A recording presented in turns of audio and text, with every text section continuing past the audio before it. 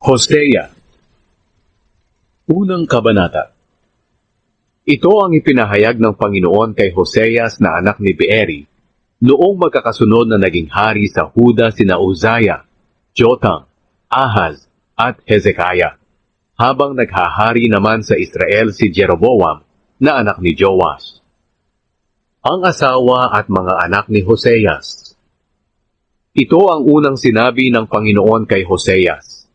Mag-asawa ka ng babaeng nangangalunya, at ang inyong mga anak ay ituturing na mga anak ng babaeng nangangalunya.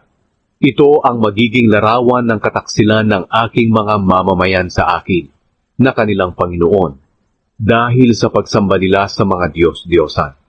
Kaya nagpakasal si Hoseas kay Gomer na anak ni Diblaim.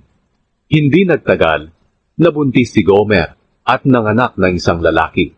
Sinabi ng Panginoon kay Hoseas, Jezreel ang ipangalan mo sa bata, dahil hindi na magtatagal at parurusahan ko ang hari ng Israel, dahil sa ginawang pagpatay ng ninuno niyang si Jehu sa lungsod ng Jezreel.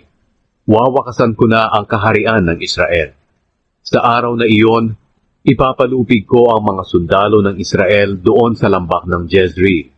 Muling nabuntis si Gomer at nanganak ng isang babae.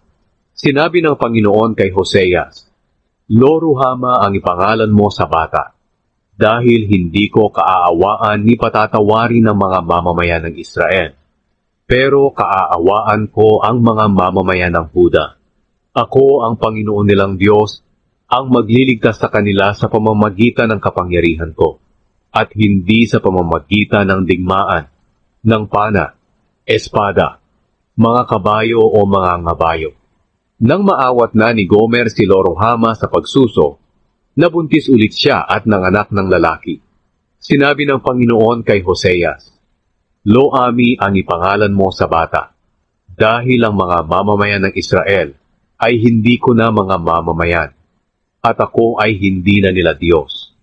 Pero darating ang araw na kaaawaan ko sila at pagpapalain. Dadami sila tulad ng buhangin sa tabing dagat, na hindi kayang takalin o bilangin.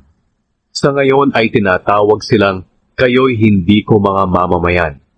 Sila'y tatawaging, mga anak ng Diyos na buhay. Magkakasamang muli ang mga mamamayan ng Huda at ng Israel, at pipili sila ng iisang pinuno.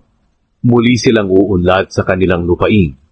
Napakasaya ng araw na iyon, para sa mga taga-Jezreel.